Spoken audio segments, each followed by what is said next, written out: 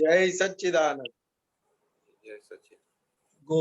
नमो वित्रागाय, नमो वित्रागाय, नमो अरियंताणम, नमो अरिहंताणम, नमो सिद्धाणम, नमो सिद्धानम, नमो आयरियाणम, नमो आयर्हियाणम, नमो उवज्जायाणम, नमो वज्रायाणम, नमो लोए सौव साहुणम, नमो लोए सव साहुरम, ऐसो पंचनमुक्कारो, ऐसो पंचनमुक्कारो, सौव पावकपणासनो, सव पावपणासनो, मंगलाणम च संवेशीम, मंगलानम च सवेतिम, परमं हवै मंगलम।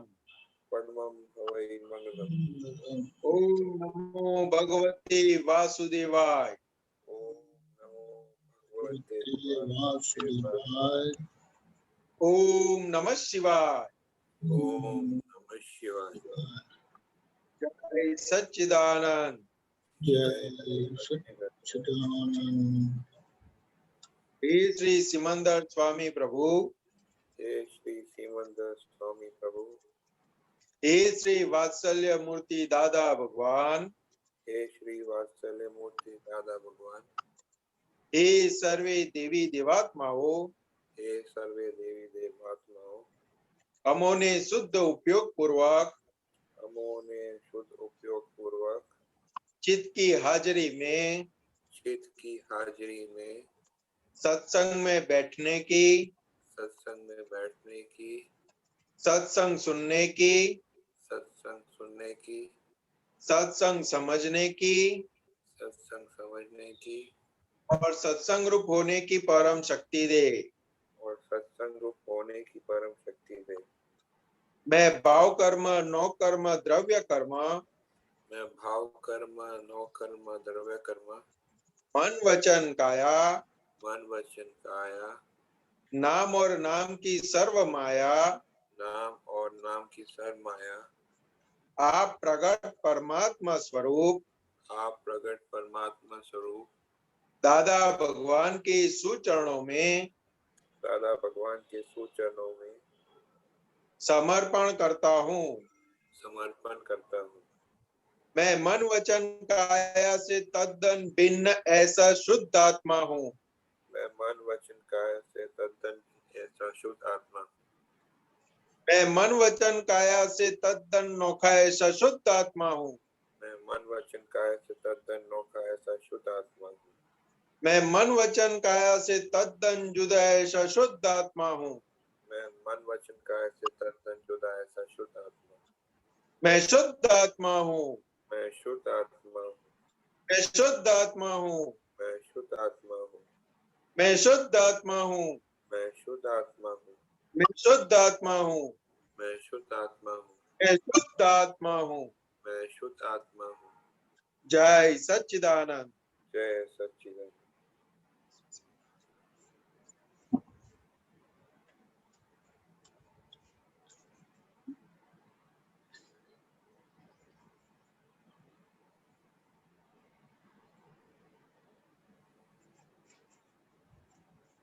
जय सच्चिदानंद। जय सच्चिदानंद। अतुल भाई बताएं अपना प्रश्न। ये हिंदी में है पूरा? Yes sir. जय सच्चिदानंद। जय सच्चिदानंद। संतोष आनंद जी जय सच्चिदानंद। दीपक आनंद जी जय सच्चिदानंद। जय सच्चिदानंद। जय सच्चिदानंद। सुबह भरत भाई का सत्संग था तो उसमें कुछ ऐसी बात निकली थी कि ये जो पूरा संचालन है कुदरत का, उसमें सारा कुछ मतलब कुदरत ही करती है। जो प्रवाह चल रहा है मनुष्य गति में ही एक ये एप्लीकेबल नहीं है, क्योंकि वहां पे वो अहंकार करता है। पर मेरे अंदर ये प्रश्न खड़ा हुआ था तभी कि अहंकार भी तो कुदरती प्रभाव में ही होता है वो भी, क्योंकि दादा कहते हैं कि संजोगों के दबाव से अहंकार खड़ा होता है। हम्म, और सब कुछ साइंटिफिक सर्कमस्टेंशियल एविडेंस के हिसाब से ही चलता है।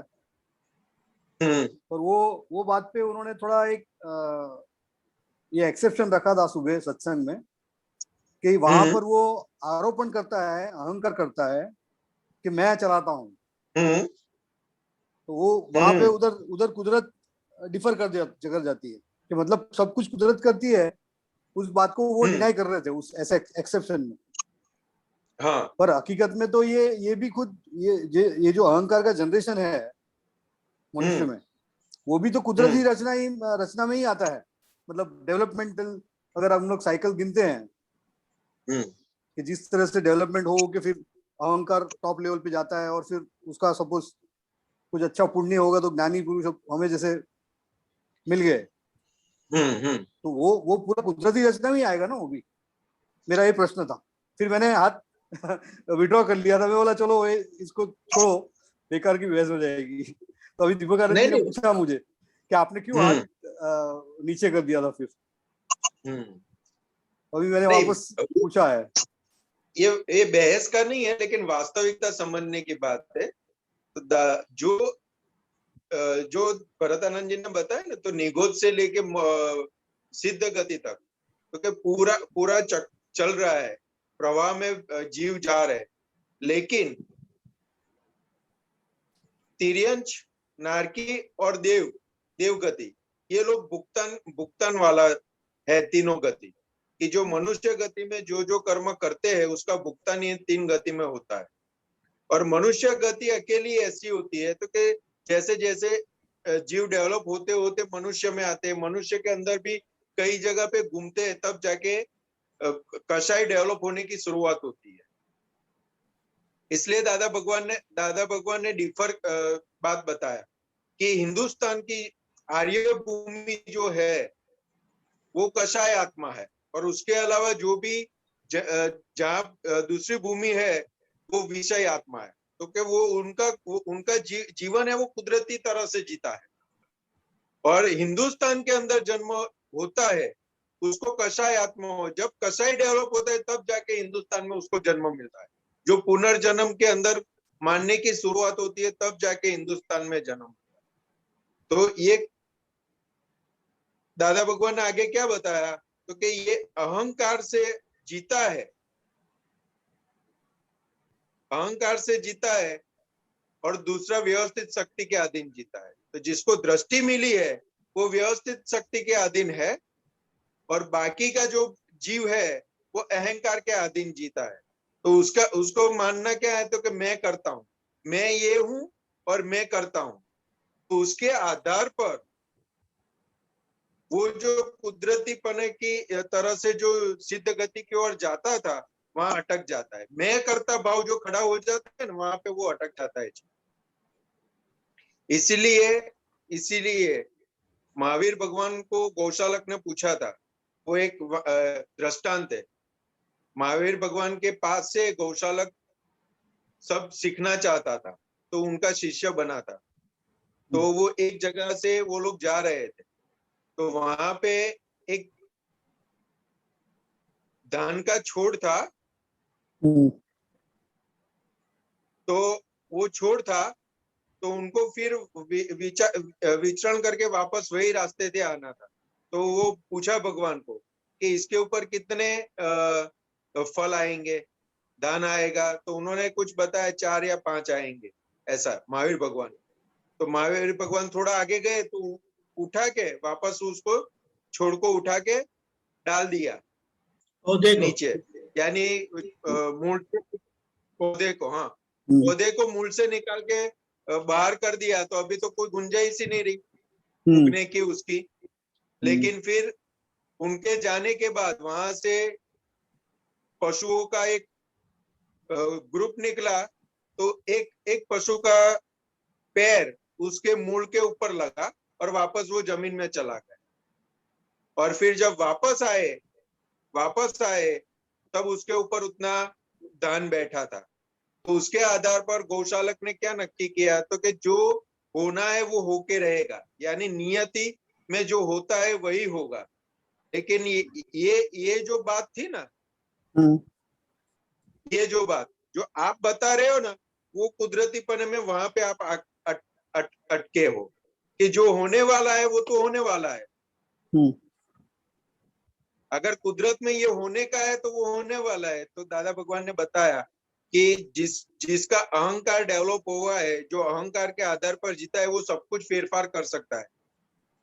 फल के अंदर फेरफार नहीं कर सकता, लेकिन अंदर सब कुछ फेरफार कर सकता है। नहीं समझ में आया। जो भुगतान करने का उसके अंदर कुछ फेरफार नहीं कर सकता, वो कुदरत के अधीन ही आएगा उसका भुगतान। लेकिन अंदर उसकी जो स्वतंत्र शक्ति है, इसलिए वो किसी भी दिशा में जा सकता है। इसलिए बताया कि ब्रेक होता है यहाँ पे, क्योंकि वो कुछ भी करता है, वो पुरुषार्थ वाला जो भाग अंदर है, वहां पे उसकी जो स्वतंत्र सत्ता है करने की, वहां पे वो भी करता है। इसलिए तो ये 3 गति खुली है, नहीं तो सीधे सीधा जीव मोक्ष में नहीं चला जाता। वापस यहाँ घूमने का ही नहीं होता ना, नहीं तो। राइट। इसलिए एक मनुष्य में ये एक ऐसा है कि जहाँ अहंकार से जीते हैं, तो वहां उस हिसाब का भुगतान आता है। और हमें दृष्टि मिली तो अभी हम अहंकार से नहीं जीते, हमारा जो चला रहा है वो व्यवस्थित शक्ति चला रही है। इसलिए ये दो अलग हो गया। नहीं तो हमारा भी जीवन, अगर दृष्टि नहीं मिली होती तो हमारा जीवन भी वही प्रवाह से जाता होता। वापस नए कर्म बांधते, वापस नई जगह पे जाते, वो चक्कर चालू ही रहता, ब्रेक नहीं होता। ठीक। जय सच्चिदानंद। जय सच्चिदानंद। जय सच्चिदानंद। डॉक्टर अभिनव जी।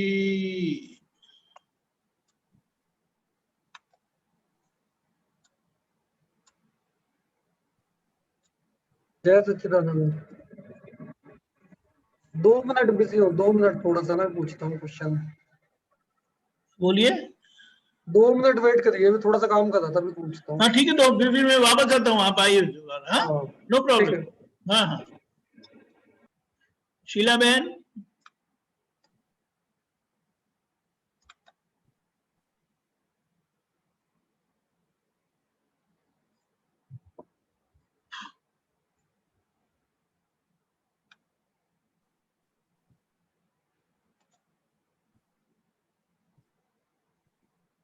शीला बहन।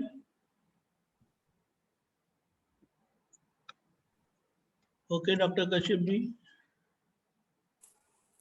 सचिन सब कुछ है। ये मुझे ये पूछना है चौथी आज्ञा के बारे में। इसमें चौथी आज्ञा जो है, ये इसमें फाइल से संभाव निकाल करने का, ये थोड़ा डिटेल में बताए कि इसमें मतलब हम शुद्धात्मा और रियल रिलेटिव देखते हैं। फाइल का जब निकाल करने का हमारा भावना होता है, उसमें वो का भी प्रयोग करते हैं रियल रिलेटिव का, कि कैसे इसमें थोड़ा सा क्लियर नहीं, कब इसका प्रयोग करना कब नहीं करना, ये भी थोड़ा बताएं। ये एक्चुअली क्या है कश्यप भाई, ये जो आज्ञा है वो इंटर रिलेटेड है, वो अलग अलग नहीं है। आप अपने संभव से निकाल के बात करते हैं ना जी, तो वो कब हो पाता है, तो कि पहली 3 आज्ञा अपनी अप्लाई होती है ना, तब जाके चौथी आज्ञा अप्लाई हो सकती है। डायरेक्ट चौथी आज्ञा अप्लाई करने जाएंगे ना तो ऐसा नहीं होता है, वो इंटरकनेक्ट। इसलिए दादा भगवान ने बताया कोई भी एक आज्ञा पकड़ोगे ना तो सभी आज्ञा अंदर आ जाएगी, क्योंकि बेस है सब। तो क्या आप सामने वाले को रिलेटिव बाय व्यू पॉइंट से, रिलेटिव बाय व्यू पॉइंट से रियल शुद्धात्मा है, वो देखोगे तब जाके आगे बढ़ पाओगे। तो मतलब जो फाइल अगर किसी कोई हाँ, अगर घर में अगर फाइल नंबर 2 है, बराबर है, तो अभी वो सुबह में आपको जगाने के लिए आएगी, तो अंदर पहला क्या आएगा? हाँ जी, अगर फाइल नंबर 2 है और वो आपको सुबह में जगाने के लिए आएंगे तो आप अंदर तुरंत क्या रिप्लाई आएगा? क्या रिप्लाई आएगा वो समझा नहीं क्या आप पूछ रहे हैं। तो क्या ये फाइल नंबर 2 आई ना जगाने के लिए, तो तुरंत अंदर क्या होगा? तो क्या बाय रिलेटिव व्यू पॉइंट से पत्नी है, बाय रियल व्यू पॉइंट से शुद्धात्मा है, हाँ, और व्यवस्थित शक्ति ने उनको मुझे उठाने के लिए भेजा है। अभी मेरे को ये जो फाइल आई है मेरे को जगाने के लिए, तो उसका संभव से निपटारा करना है, तो क्या करोगे? क्योंकि अगर नींद थोड़ी ज्यादा है तो आप क्या बोलोगे? अभी 5-10 मिनट के बाद में उठता हूँ। नहीं तो फिर अगर नींद पूरी हो गई है तो फिर तुरंत उठ जाएंगे, नहीं चलो मैं आता हूँ करके। तो क्या ये इंटरकनेक्ट है पूरी। इस पर दीपक आनंद जी ने मेरे को भी कुछ थोड़ा हल्का हल्का याद आ रहा है, वो बताया था कि ये जो तीसरी चौथी आज्ञा है वो उसका कुछ अप्लाइड है फर्स्ट और सेकंड का, वो कुछ ऐसे बताया था। दीपक आनंद जी आपने कुछ ऐसे बताया था ना इसके बारे में? इसका मतलब क्या होता है कि वैसे पहले 2 आज्ञा को धर्म बताया। हाँ, आज्ञा का धर्म स्वरूप पहली 2 आज्ञा में है, और जब धर्म स्वरूप रह नहीं पाता तब स्वाभाविक, यानी धर्म स्वरूप नहीं रह पाता, वो क्या है कि मैं निश्चय दृष्टि से शुद्धात्मा हूँ, वो तो आपको पता है, उसमें कोई शंका नहीं है जी। लेकिन व्यवहार दृष्टि से जो अभी इन्होंने एग्जाम उदाहरण दिया तो बोले कि चलो व्यवहार दृष्टि से वे धर्मपत्नी है करके आपको तब रहता नहीं है, इसीलिए आपको व्यवहार दृष्टि से आपको कैसे रहना है आप नहीं रह पाते। हाँ, आपको गुंजाइश खड़ी होती है व्यवहार दृष्टि से के लिए। हाँ, व्यवहार दृष्टि से वे धर्मपत्नी है, हाँ, तो आप व्यवहार दृष्टि से पतिदेव हुए ना, हाँ, तो वहां पर आपको व्यवहार दृष्टि रह नहीं पाती, इसीलिए आप उलझ जाते हैं उनके साथ। पहले तो अंदर उलझते हैं कि उठाने क्यों आए करके, तो आपकी व्यवहार दृष्टि रहेगी नहीं तो आपका व्यवहार बिगड़ेगा उधर। ठीक है, तो आप जागृत हैं तो आप तुरंत समझ जाएंगे कि मेरा धर्म चूक गया, मुझे व्यवहार दृष्टि से रहना चाहिए। वे अपना धर्म निभा रहे हैं कि आप हर रोज 7 बजे उठ जाते हैं, तो आज क्यों नहीं उठे? तो उठाने आए, तो आपको समझ आना चाहिए कि ये व्यवस्थित ने भेजा, लेकिन तभी आपको ऐसा नहीं रहा और आप उनके साथ थोड़ी झिझक हो गई उनके साथ, लेकिन फिर थोड़ी शांति होती है तो आपको तुरंत याद आता, अरे ये तो मैं आगे चूक गया, ये मैं व्यवहार दृष्टि से मैं ठीक तरह से रह नहीं पाया। व्यवहार दृष्टि से रहने का मतलब क्या है? जो संजोग आता है उसमें आप व्यवहार से उस तरह से रहना है कि सब अच्छी तरह से समाधान से व्यवहार हो। लेकिन अभी क्यों नहीं हुआ? तो आपको क्या लगा कि वो उठाने क्यों आए? क्या मैं जानता नहीं हूं कि मुझे उठना है? वगैरह वगैरह। तो इसीलिए आप धर्म स्वरूप नहीं रह पाए, तो आपके अंदर खोज चलेगी कि क्या हो गया, गलती तो हो ही गई है। तो आपको पता चलेगा कि वे जो उठाने आए वो व्यवस्थित है करके मैं नहीं देख पाया। अभी व्यवस्थित का मतलब क्या है कि वो जो कर रहे हैं वो सही है, वो अपना धर्म बजा रहे हैं, निभा रहे हैं। फिर आपको ये ख्याल में आएगा, तो तीसरी और चौथी आज्ञा फिर अपने आप आएगी कि धर्म स्वरूप आप चूक गए, तो अभी यहाँ तप आता है। अच्छा, तो फिर आप बोलेंगे, फिर आपको ख्याल में आएगा कि अरे नहीं, वो तो व्यवस्थित है, वो अपनी मर्जी से थोड़ी उठाते हैं। मैं ही हर रोज 7 बजे उठता हूँ और आज अगर उठा नहीं तो वो उठाने आए तो वो जाहिर है। तो फिर आप तुरंत ही ये एक्सेप्ट कर लेंगे अंदर से कि ये व्यवस्थित है, और मुझे संभव से निपटारा करना है, तो आप फिर वो थोड़ा नाराज होके चले जाते होते तो आप बोलेंगे नहीं नहीं नहीं मैं बस उठ रहा हूँ, आज मुझे जरा ये गलती हो गई, जरा सुस्त था तो सोचा कि थोड़ा 15-20 मिनट के बाद उठता हूँ, मैं उठता हूँ करके।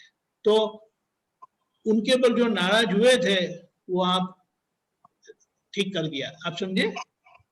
मतलब ये एक तरह से वही धर्म स्वरूप का अलग थोड़ा सेटिंग करने के लिए हेल्पफुल बनाया है ये थोड़ा। ऐसा नहीं है, नॉर्मली अगर आप को ये दृष्टि नहीं है तो आपके पास आज्ञा नहीं है तो आप कैसे व्यवहार करेंगे कि जहां कहीं ना कहीं किसी न किसी तरह से झगड़ा होता जाता है।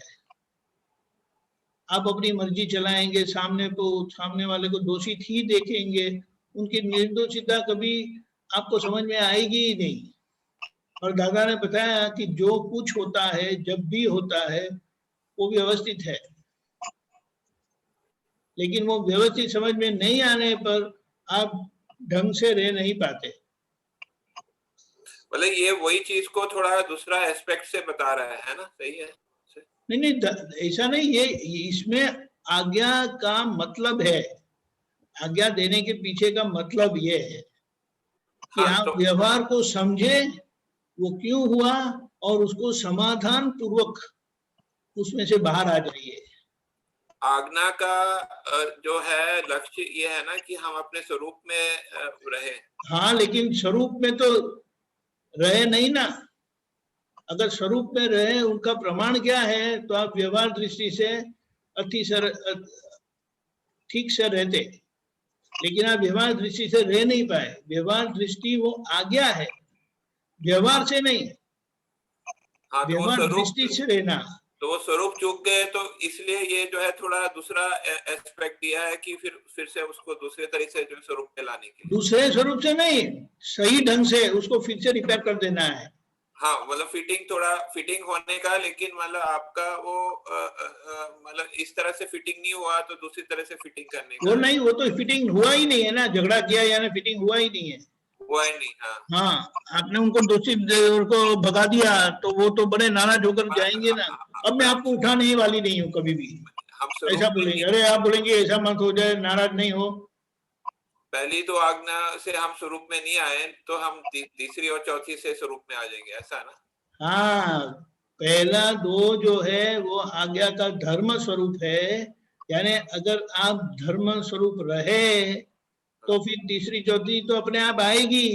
व्यवहार दृष्टि से मैं कश्यप जी हूँ रहे तो तीसरी और चौथी उसमें समाविष्ट ही है और पांचवी भी समाविष्ट है, लेकिन जब वो व्यवहार दृष्टि चूक जाते हैं तो फिर तीसरी और चौथी आती है।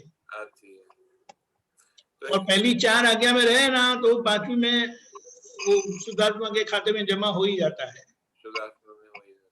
तो ये कब यूज करनी है ये, मतलब जब ये, अच्छा जब वो चूक जाए तब यूज करनी है? नहीं, आपने वो पहले भी तो इस पे डिस्कशन हुआ था ना भरतानंद जी का, तो कि जब फाइल आए तो हमारे को फाइल का मतलब ऐसे करना है, ना कि हमको शुद्धात्मा का जो करना है। तो उसका क्या है, थोड़ा मुझे वो क्लियर नहीं हुआ था जो है उस टाइम, कि जब हम फाइल अब एक मिनट क्या करेंगे वो आप, चलो अपने संतोष आनंद जी आप बताएं। हाँ जी, अगर अब डॉक्टर साहब सोए हुए हैं और बीवी जी उनको उठाने के लिए आए तो उनको कैसे रहना है वो आप बताएं। कश्यप जी ऐसा है कि पहला तो ये आज्ञा है ना, हमें किस लिए मिली है ना, वो थोड़ा समझ लेते हैं। क्योंकि हमें ये शुद्धात्मा प्राप्त करने के लिए किसी भी प्रकार का हमने पुरुषार्थ नहीं किया है। हमें ये आज्ञा दृष्टि कृपा से मिला है, हमें शुद्धात्मा पद कृपा से मिला है। यानी हमारा जो पिछले जन्मों का जो भी कर्म का बंध था उसका भुगतान ऐसे का ऐसा ही पड़ा हुआ है। तो वो कैसा भरा है वो तो हमें मालूम नहीं है, किसके साथ कैसे हिसाब लेके आए वो हमें मालूम नहीं है। पत्नी के साथ कैसा है, मम्मी पापा के साथ कैसा है, बच्चों के साथ कैसा है, आड़ोस पड़ोस के साथ कैसा है, जहां हम हमारा प्रोफेशन, हम जहाँ काम करते हैं वहां जो भी आते उनके साथ कैसा है, कुछ भी मालूम नहीं है। हाँ, और ये शुद्धात्मा का जो लक्ष्य प्राप्त हुआ वो कृपा से प्राप्त हुआ हमें। हाँ, और ये पूरा जो भुगतान है वो हमें अभी पूरा करने का बाकी है। हाँ, तो अभी उसको पूरा कैसे करना है? क्योंकि नया कुछ जनरेट नहीं हो रहा है, लेकिन ये पूरा करेंगे तब जाके हम सिद्ध गति में जाएंगे। इसलिए उसको संवर पूर्वक की निर्जरा बोली शास्त्र में, क्योंकि ऐसी निर्जरा करनी है कि ये निर्जरित हो जाए और हम सीधा सिद्ध गति की ओर बढ़ जाए। तो इसीलिए ये आज्ञा हमें मिली है। तो ये आज्ञा का जो फल है वो सिद्ध गति है। और जो कर्म पिछले जन्मों का जो कर्म बंध लेके आए, जो हिसाब लेके आए, वो चुकाने के लिए। तो कोई भी अभी ये एग्जांपल लिया कि वाईफाई उठाने के लिए, तो पहले का रिएक्शन क्या होता है? ये आज्ञा दृष्टि को साइड में रखते हैं तो पहले का रिएक्शन कैसा होता? तो मुझे पता नहीं चलता, मुझे मालूम है कितने बजे उठना है, मेरा शेड्यूल है पूरा, मेरे को कब उठना है, कब क्या नहाने धोने जाना है, कब क्लिनिक पर जाना है, सब कुछ मेरा शेड्यूल है। तो अगर मुंह से उनके सामने नहीं बोलेंगे तो अंदर बोलेंगे। हाँ जी, क्योंकि उनको पता नहीं है।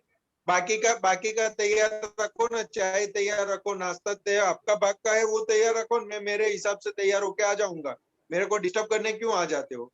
वो अंदर अंदर चलता है। अगर बाहर नहीं बोलते हैं तो अंदर चलता है, और कोई शूरवीर होता है तो बाहर भी बोल देता है। हाँ जी, तो ये क्या हो गया? बात छोटी सी थी कि भाई आप नींद से जागो, उतनी बात थी, लेकिन उसका स्वरूप कितना बड़ा हो गया।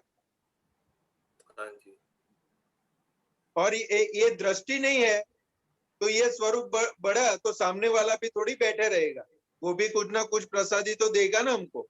पहले के, मैं ये पूछता था कि पहले के वो उसमें आया था, मुझे अभी वो ध्यान में नहीं आ रहा है, वो आप सूत्र उसमें थोड़ा ऐसे चर्चा चली थी कि जब जिसमें कई जगह फाइल का उपयोग करना है, उसमें शुद्धात्मा में नहीं पढ़ने का है, ऐसा कुछ ऐसे आया था। ठीक है, तो वही मैं पूछ रहा था कि इसमें ऐसे वो कुछ ऐसे बता रहे थे कि जैसे आप सीढ़ी में नीचे जाते हैं तो उस वक्त आप फाइल का पे ज्यादा ध्यान रखिए कि फाइल को निकाल करने का है, उसमें शुद्धात्मा में उस टाइम नहीं पढ़ने का। वो थोड़ा और उसमें बताइए उसके। वो कैसा है कश्यप भाई, कि वो क्या है कि वो हिसाब का जो प्रेशर होता है ना, हाँ, संजोग का जो प्रेशर होता है ना, हाँ, तो सामने ऐसा व्यक्ति, ऐसा हिसाब आके खड़ा हो जाता है ना, तब अंदर सब बंद हो जाता है, मशीनरी पूरी अंदर स्टक हो जाती है कि अभी ये अभी क्या करना है यहाँ पे। तो इसीलिए वहां पे क्या करने का, तो दादा भगवान ने बताया कि फाइलों का संभाव से निकाल करो, अंदर नक्की करो, और उसके साथ जो व्यवहार बनता है उसको देखो। अच्छा, अभी अभी अभी वो आपको ही पता चलेगा कि ये कैसी फाइल है। आप ये बोल रहे हैं कि जब फाइल का वो संजोग का प्रेशर ज्यादा हुआ है तो उस टाइम अपना वो ऐसा जो उस टाइम कोई फाइल ऐसी होती है ना, तो संजोग होता है, उनके सामने आते ही अंदर पूरा स्टक हो जाता है कि अभी इसका और जैसे वो दीपक आनंद जी बता रहे थे कि उस वक्त धर्म स्वरूप रहता नहीं है, तो वो फाइल का प्रेशर ज्यादा है, तो उस टाइम फिर वो हाँ, चौथी आज्ञा अप्लाई करना है, ऐसा ऐसा सही। वो उस टाइम व्यवस्थित शक्ति या चौथी आज्ञा, जो भी आज्ञा अंदर होती है ना, उसको पकड़ लेने का। पकड़ लेने का हाँ, मतलब कि फाइलों हमारे को जो आज्ञा हमारे से पकड़ी जाती है उसको पकड़ लेने का, ऐसा ऐसा कहना चाह रहे सही से। फाइलों का संभव से लिपटा आज्ञा हाजिर हो जाती है तो उसको पकड़ लेने का। पकड़ लेने अगर जगत नियंत्रण या व्यवस्थित शक्ति करता है, वो आज्ञा हाजिर हो जाती है तो उसको पकड़ लेने का, उसको आज्ञा पकड़ लेने का। लेकिन कहने का मतलब जो भी हाजिर हो जाती है वो उसको पकड़ सकते हैं। पकड़ ले, हाँ पकड़ लेने का। बाकी क्यों ये इंटरकनेक्ट ही है, फिर आप बैठ के उसका विस्तार देखोगे ना तो हाँ। सब एक अप्लाई हो जाएगी, तब जाके आपको समाधान मिलेगा। उस टाइम जो है उस टाइम एक बार सहज में मतलब जो आ जाए आज्ञा उसको उस हिसाब से वो हो जाने देने का। हाँ, एक बार जो आज्ञा हाजिर हुई और उसको पकड़ लिया ना आपने, तो पहले अंदर स्थिर हो जाओगे आप। स्थिर हो जाने का। जो स्टक हो गए थे ना उसमें से निकल के एकदम स्थिर हो जाओगे, और जैसे ही स्थिर हो गए तो अंदर का पूरा ज्ञाता दृष्टा पद खुला हो जाएगा और सभी आज्ञा एक साथ हाजिर हो जाएगी। समझ में। बाय रिलेटिव व्यवहार दृष्टि से ये है और निश्चय दृष्टि से ये है, और व्यवस्थित शक्ति ने मेरा हिसाब चुकाने के लिए इस फाइल को मेरे पास भेजा है, तो अभी इस फाइल का संभाव से निपटारा करो।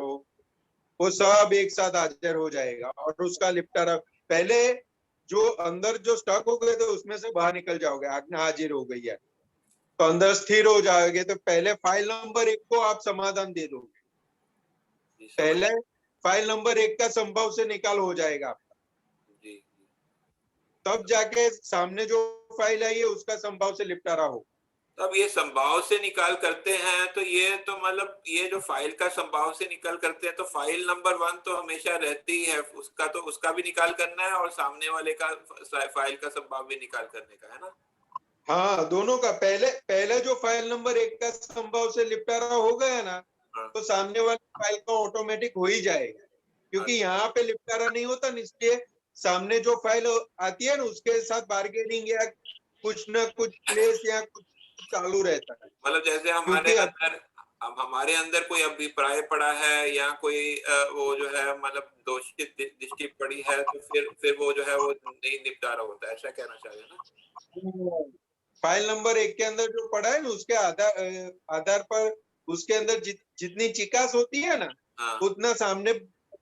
उतनी सामने कचास रह जाती है निपटारे में।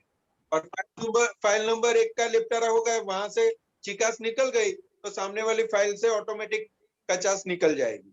सही है, समझ में। ठीक है जी, धन्यवाद। मैं फिर पूछूंगा अभी टाइम। जय सच्चिदानंद।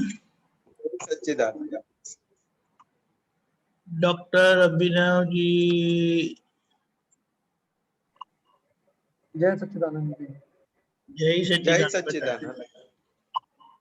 मैं पूछना चाह रहा था कि जो 6 तत्व हैं, बेसिक तत्व, उसमें से आत्मा तत्व है वो स्पेस के अंदर ही आता है, आकाश तत्व में, या उससे परे है? सब अलग अलग है, कोई किसी के अंदर नहीं है, सब इंडिविजुअल और स्वतंत्र है। नहीं, लेकिन जो स्पेस को पार कर सकता है, आकाश से कोई लेना देना नहीं है उसका, वो कहाँ रहता है फिर वो? कौन? जैसे सिद्ध क्षेत्र कहते हैं, तो सिद्ध क्षेत्र भी आकाश में ही आता है या किसमें आता है? आकाश यानी स्पेस है, वो अवकाश।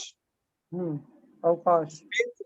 तो वो 6 तत्वों का जो सम्मेलन है ना, तो सभी अलग अलग है और स्वतंत्र है, कोई किसी के अंदर आता नहीं और कोई किसी के अंदर है नहीं।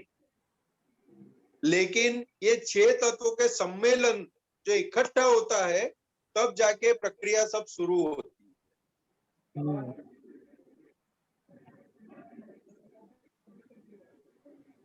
इसलिए दो ही दादा भगवान ने बताया, केवल में दो ही चीज है, एक संयोग है और एक आत्मा है, और संयोग के अंदर ये सभी तत्व आ जाते हैं।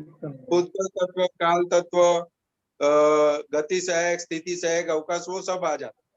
नहीं, अवस्था बनती है जब तो ठीक है अवस्था बनने के लिए, लेकिन इंडिपेंडेंटली जैसे सिद्ध क्षेत्र है तो वो किस जगह, वो अवकाश तत्व में नहीं आता इसमें?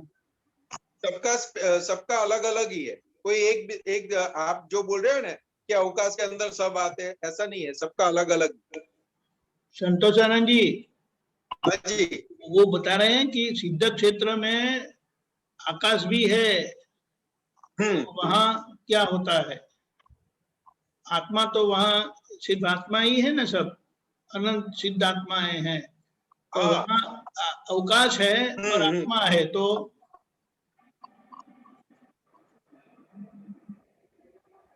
वो तो आपको ही बताना पड़ेगा सर। डॉक्टर आत्मा है ना, वो जगह ऑक्यूपाई नहीं करती, वो स्पेस ऑक्यूपाई नहीं करती।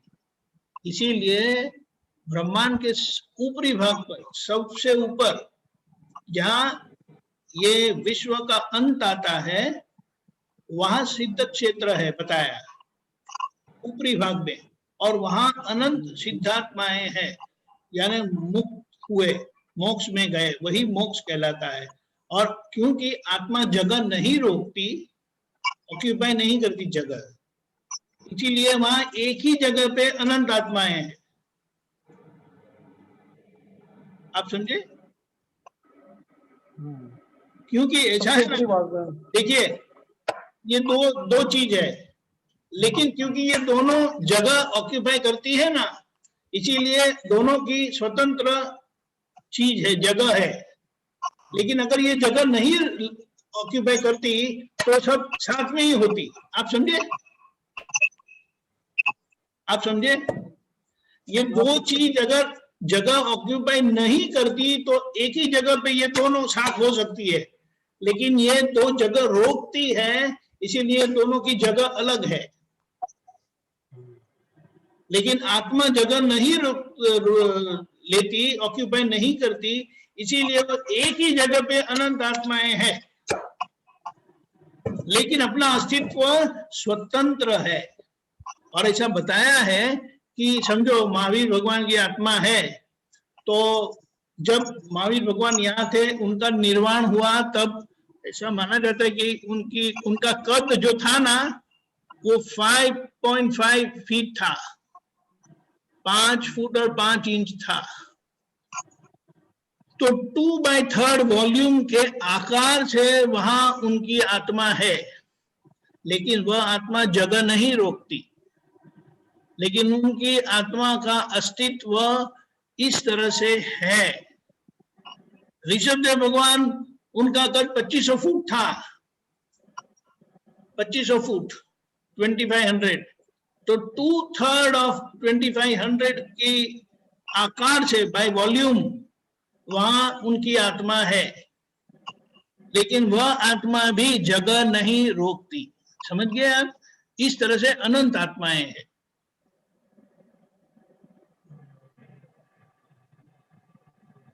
समझे आप? हाँ जी। तो क्या सोचते हैं? नहीं, वही देख रहा था कि जो आत्मा है वो किसी भी अवस्था, जैसे जो 6 अवस्थाएं होती हैं अपनी, बाकी की भी हैं, जैसे परमाणु, गति, सहायक तत्व, ये भी इंडिपेंडेंट है, ये भी अवकाश में नहीं आते हैं ये इसमें? नहीं, क्योंकि वहां तो कुछ है ही नहीं, वहां परमाणु ही नहीं, परमाणु के ऊपर है ना विश्व। नहीं, बाकी तत्व, आत्मा के अलावा बाकी तत्व। वो क्या?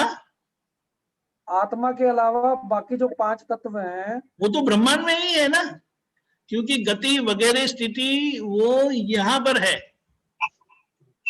सिद्ध गति में कुछ नहीं है, सिद्ध गति में केवल आत्मा ही है। ऐसा है, आखिर में जैसे महावीर भगवान का निर्वाण हुआ, तब उनकी जो भावना थी, मोक्ष जाना है, मुक्त होना है, तो आखिर का जब उनका निर्वाण होता है, यानी उनकी वो शरीर से आत्मा निकली निर्वाण होने के लिए, यानी वहां मोक्ष में जाने के लिए, तब गति सहायक तत्व एक समय में उनको वहां सिद्ध क्षेत्र ले जाता है। वहां सिद्धि सहायक तत्व उनको रोकता है, और फिर वो गति सहायक ये ब्रह्मांड में विलीन हो जाते हैं, और सिद्धि सहायक भी वहां से निकल जाते। बस अभी उनका काम हो गया, अभी वहां ही रहेंगे वो। आप समझे? यानी ब्रह्मांड में ही ये गति स्थिति है। और आखिर की बात में इतना होता है कि आत्मा को गति सहायक ऊपर ले जाता है एक समय में, वहां स्थिति करता है सिद्धि सहायक, और वही सिद्धि सहायक फिर विश्व में वो हो जाता है, यूनिवर्सल में मिल जाता है। उनका काम वहां खत्म हो गया। जैसे कि आप काम के लिए बाहर जाते हैं, तो आपको गति सहायक घर से हॉस्पिटल ले जाता है, और वहां स्थिति सहायक आपको रोक देता है, गति सहायक का काम हो गया, आप हॉस्पिटल में हैं, फिर जब आपको वापस आना है तो गति सहायक आपको वहां से घर ले आएगा और फिर स्थिति सहायक आपको घर पर रोक देगा। इस तरह से काम होते रहता है, गति स्थिति, आप समझे? तो ये तत्व जो है वो हेल्पफुल है और वो आपकी भावना के आधार पर है। तो जैसे वो आखिर की बात है, आखिर का कार्य क्या है, मुझे मोक्ष जाना है, तो वो जो निर्वाण होता है तो वो आत्मा को वहां से उठाकर सिद्ध क्षेत्र ले जाता है, वहां गति और स्थिति का काम पूरा हो जाता है, आप समझे? और बाकी ये सब यहाँ चलता रहता है। ये विश्व में जो परमाणु से भरा है, जहाँ संयोग है वहां कोई संयोग नहीं है, वहां केवल आत्मा है, समझ गए? तो आत्मा अवकाश से आर पार जा सकती है? आर पार जाने का, आर पार जाना यानी आर पार हो सकती है अवकाश तक से? आत्मा तो शरीर के साथ होती है ना, तो वो शरीर जहाँ जाता है उसके साथ जाना पड़ता है उसको। जैसे आपके अंदर की जो आत्मा है ना, आपको हॉस्पिटल जाना है, आपको हॉस्पिटल, तो आत्मा को हॉस्पिटल जाना पड़ता है आपके साथ। अब आप बोलेंगे होटल में खाना खाने जाना है तो वहां जाएगा, फिर आप घर पर आएंगे, बच्चों को घुमाने के लिए जाना है तो वो आपकी इच्छा अनुसार आप जाएंगे, लेकिन आत्मा को आपको पीछे पीछे जाना पड़ता है। लेकिन ऐसा क्यों होता है? क्योंकि आप जानते नहीं है कि मैं कौन हूं। मैं अभिनव हूँ, डॉक्टर हूँ, पिताजी हूँ, वगैरह वगैरह, तो उसके आधार पर ये सब क्रियाएं होती रहती है। अब ये सभी क्रियाओं का संभव से निपटारा करेंगे, क्योंकि ये कर्म का फल है। आप डॉक्टर है, कर्म का फल है, पिताजी है, कर्म का फल है, हस्बैंड है, बेटे है, वो सब जो जो जिम्मेदारियां हैं वो आपको व्यवहार करवाती है, और वो व्यवहार में ये सब होता रहता है, और वो सभी व्यवहार का अंत क्या है? भुगतान। लेकिन ये ज्ञान से वो भुगतान को आप भुगतने वाले नहीं रहते, डॉक्टर भुगतते रहते हैं और आप उनको जानते रहते हैं, क्योंकि आपको ज्ञान हुआ है।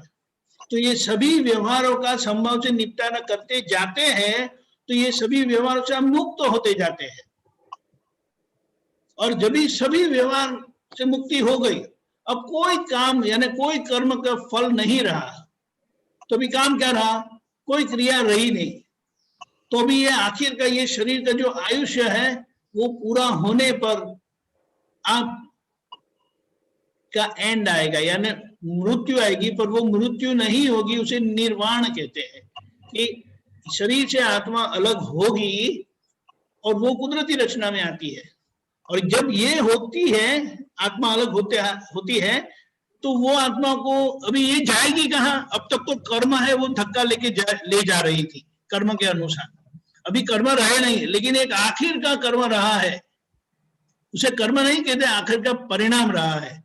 मुझे मोक्ष जाना है, मुझे मोक्ष जाना है, मुझे मोक्ष जाना है।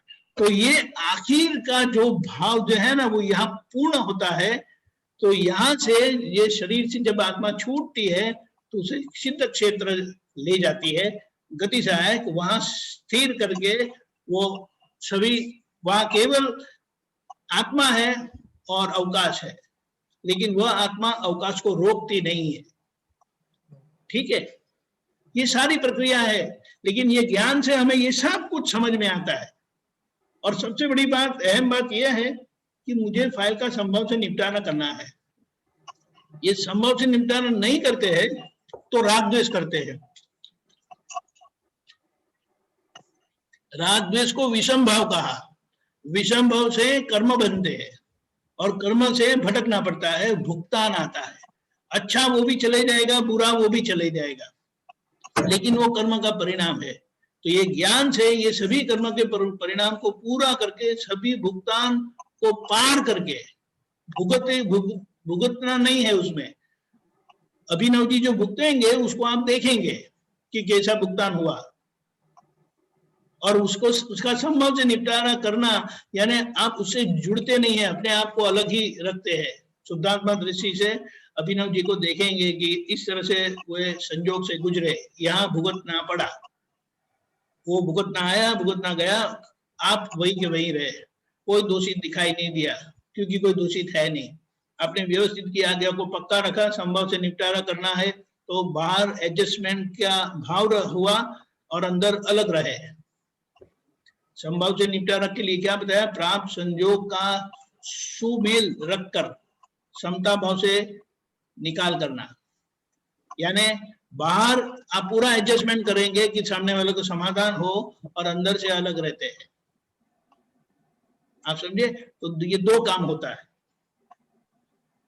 तो इसे ये आज्ञा के परिणाम से ये फल मिलता है, इसीलिए आज्ञा अहम है, इम्पोर्टेंट है, समझिए। वो थोड़ा फ्री टाइम में थोड़ा खोज करना है तो आपको मजा आएगी, क्योंकि डॉक्टर है तो दिमाग भी पावरफुल चलता है, समझ गए। हाँ जी। फिर बच्चे के साथ खेलेंगे, बच्चों फैमिली के साथ बाहर जाएंगे, लेकिन आपको कुछ नहीं होगा। मैं शुद्धात्मा हूं, वो आपका सत्संग आपके साथ है। सत्संग सुना वो सत्संग है, लेकिन जो सत्संग में होकर आप जिए, मैं शुद्धात्मा हूं करके जिए, वो आपका निजी सत्संग है, खुद का खुद सत्संग स्वरूप हो गया, और वो सत्संग का स्वाद आता है, आपको उसका टेस्ट आता है। आपको पता चलेगा कि दादा भगवान कैसे हैं, कौन है, वही मैं हूं। सिमंदर स्वामी कौन है, कैसे हैं, वो मैं हूं, वो महसूस होगा आपको, आप समझे। यही डॉक्टर के शरीर में आपको ये सब अनुभव होंगे, और वो आज्ञा में दिया है, और वही ज्ञान आपको मिला है जो कृष्ण भगवान के हृदय में था, राम भगवान के हृदय में था, महावीर भगवान के हृदय में था, ऋषभदेव भगवान के हृदय में था, दादा भगवान के पास था, और वही हमें मिला। ठीक है, जय सच्चिदानंद। गीता बहन, जय सच्चिदानंद। गीता बहन, जय सच्चिदानंद। जय सच्चिदानंद। दीपकानंद जी, मैं इसी संदर्भ में थोड़ी सी और बात करना चाहूंगी। अभिनव ये कह रहे थे ना कि सिद्ध क्षेत्र में आत्मा तो स्पेस में ही तो रहेगी, और कहाँ रहेगी, वो स्पेस तो साथ ही रहेगा ना उसको। क्या हुआ, आत्मा स्पेस तो साथ ही रहेगा ना, स्पेस तत्व तो उसके साथ ही रहेगा ना। बताया कि ये है ना, जगह रोकती है, ये जगह रोकती है, इसीलिए इसको अगर रहना है तो इसकी जगह पर नहीं रह पाता, लेकिन अगर ये जगह नहीं रोकती तो इसी जगह पर ये भी रह पाता, आप समझे। आत्मा का ऐसा है, आत्मा जगह नहीं रोकती, इसीलिए उनका स्वतंत्र अस्तित्व है, और एक ही जगह पे अनंत आत्माएं है। तो स्पेस तो रहेगा ना वहाँ। स्पेस तो सभी जगह पर है ही, ब्रह्मांड वो भी है, तो वही कह रहा था, लेकिन वो स्पेस रोकती नहीं है, रोकती नहीं है, क्योंकि तो अमूर्त है ना। इसीलिए तो बात हुई ना कि एक ही जगह पे अनंत आत्माएं रह सकती है। हाँ, वो अमूर्त है, लेकिन स्पेस वाला एलिमेंट्स तो उसको साथ रहेगा। मैं कह रही अपने जो मूलभूत गुण में रहेगा ना, अनंत ज्ञान, दर्शन, शक्ति और सुख, क्या अपने आत्मा जब अपने मूलभूत गुणों में रहेगा, आत्मा अपने मूलभूत गुणों में ही है, अभी भी है। हाँ, हम नहीं है। हाँ, तो आपने ये बोला कि गति, स्थिति और काल, वो उसको वहां तक छोड़ेंगे और स्पेस के साथ वो रहेगा, तो एक एलिमेंट तो उसको साथ रहा ना।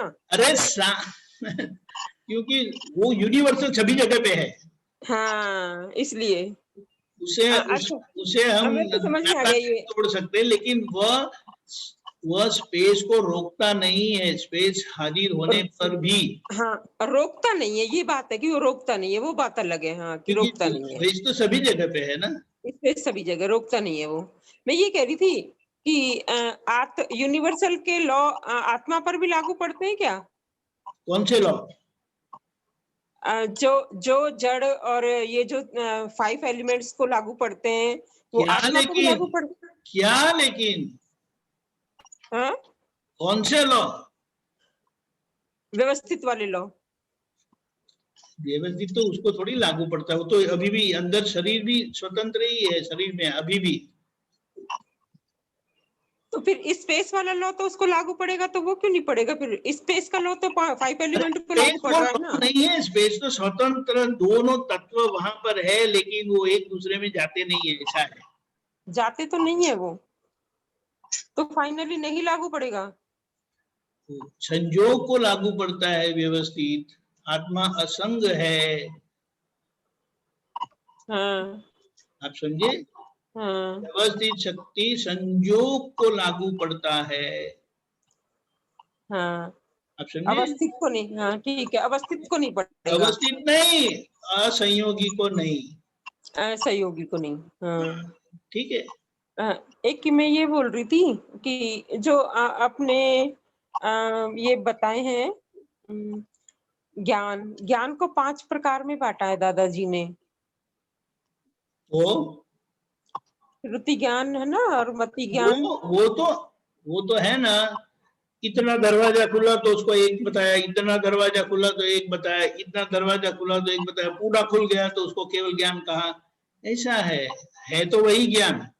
लेकिन हमको कहाँ कहाँ लागू पड़ते हैं वो तो हमें बताओ लागू ना। पड़ता है, वो शुद्धात्मा को लागू नहीं पड़ता है। शुद्धात्मा को तो लागू पड़ेगा ही नहीं वो। शुद्धात्मा तो केवल ज्ञान स्वरूप ही है। हाँ आप समझे? इसीलिए हम ये आराधना करते हैं ताकि हम वहां पहुंचे आखिर की स्थिति में। पहले आप मेरी बात सुनो पूरी, कि जैसे श्रुति ज्ञान है, मति ज्ञान है, अवधि ज्ञान है, और मन पर्याय ज्ञान है, और केवल वो ज्ञान शरीर में है। है तब दूसरा अलग अलग आता है। आप समझे? जब तक आप शरीर में है तब आपका ज्ञान ऐसा है, वो शुद्धात्मा का ज्ञान नहीं है। शुद्धात्मा का नहीं है वहाँ। वो आप यानी मेरे इतने आवरण खुले हैं तो मेरा ज्ञान, मेरे ज्ञान की स्थिति यह है। समझे? लेकिन आत्मा तो खुद निरावर्ण ही है, उनको कोई दिक्कत ही नहीं है, वो ज्ञान स्वरूप ही है। हाँ लेकिन मुझे ज्ञान स्वरूप होना है, जो मैं अवस्था स्वरूप हो गया था। तो जब मैं ज्ञान स्वरूप होता हूँ तो मेरे में और आत्मा में फर्क नहीं है, तब मेरी मुक्ति होती है। ठीक है? तो इसको 5 उसमें क्यों डिस्क्राइब किया? तो फिर कहीं कुछ समझने के लिए तो किया ना। क्लास में जाने के लिए आपको 1 2 3 4 5 6 12 तक जाना पड़ता है ना। हाँ तो उस तरह से वो 5 प्रकार के ज्ञान, यानी 5वें ज्ञान में सब ज्ञान आ जाते हैं। वो 1 2 3 4 5 करके होता है, लेकिन वो वही केवल ज्ञान का ही जब वो इतना खुला होता है तब उसे श्रुत ज्ञान बोलते हैं। जब ये होता है तो उसे, जब ये सत्ता खुलती है कि आपको मन के सब पर्याय जानने में आता है, तो वो मन पर्याय ज्ञान है। कुछ हद तक आप जान सकते हैं तो उसे अवधि ज्ञान बताया है। अवधि ज्ञान होता है, और संपूर्णता में कुछ समझ में आया, अनुभव में आया, वो मति ज्ञान है। वो पूर्ण मति ज्ञान, वो केवल ज्ञान है। वही ज्ञान केवल ज्ञान में परिणमित होता है, कन्वर्ट हो जाता है। हाँ। यानी मेरे सब आवरण चले गए तो मैं खुद ही ज्ञान स्वरूप हूँ। और इन आवरणों का जाने का एक ही रास्ता है, संभाव से निकाल। हाँ, संभाव से निपटारा करना इसलिए है क्योंकि मैं बीच बीच में आता रहता हूँ। मैं सभी जगह से हट गया तो ये ज्ञान तो अपने आप खुला होता है, ऐसा है।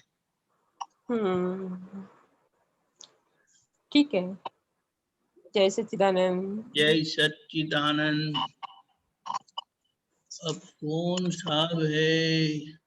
अशोक जी पधारे।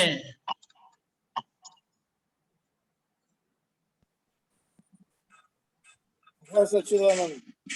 फिर डॉक्टर कश्यप जी आप है? हाँ बोलिए अशोक जी। जय सच्चिदानंद। जय सच्चिदानंद। स्वामी जी जय सच्चिदानंद। जय सच्चिदानंद।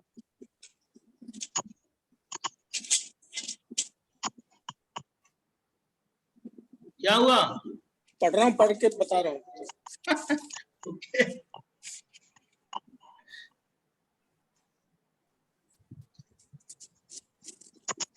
जहाँ त्याग ग्रहण में मूर्छा नहीं है, उसे भगवान ने सच्चा त्याग कहा है। हम्म, सहज ही बरते ऐसे त्याग को त्याग कहा है। हम्म। तो बताइए इधर कैसे समझ में नहीं आया?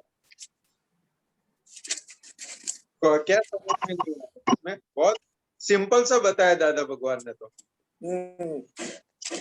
कारण में मूर्छा नहीं है, उसको मूर्छा नहीं है, यानी जो कोई चीज त्याग करता है ना, तो उसके पीछे मूर्छा होती है कि मैंने ये त्याग किया, मैंने ये त्याग किया, मैंने ये त्याग किया। मैं बटाका नहीं खाता, मैं कांदा नहीं खाता, लहसुन नहीं खाता हूँ, मैंने कपड़ों का त्याग किया है, मैंने इसका त्याग किया है, बाहर खाना नहीं खाता। जो त्याग त्याग त्याग जो करता है ना, तो उसके पीछे मूर्छा है, यानी वो चिकास वाला मूर्छा, यानी क्या बोलते हैं, मूर्छा तो समझ में आता है ना। मूर्छा यानी बेभानपना बोला गया, उसके पीछे अंत है, ऐसा मूर्छित हो गया है। क्योंकि जहां जिस त्याग के अंदर मूर्छा नहीं होती, वो भगवान के ने बताया वो सही त्याग है। बाहर की दुनिया में हम देखे ना, जिसने जो भी त्याग किया है ना, उसके सबके पीछे उनकी मूर्छा है। मैंने ये त्याग किया, ये लोग ने नहीं किया, लेकिन मैंने किया। मैंने 10 दिन का उपवास किया। हाँ हाँ, वो नहीं कर सकता, लेकिन देखो मैंने किया। हाँ, और जो सहज हो जाए तो वो, हाँ, और यदि सहज हो जाए तो मतलब उसे मूर्छा नहीं कहा। सहज हो जाए यानी क्या, तो कि उसके अंदर फिर तिरस्कार कर वो कोई भी भाव ना रहे।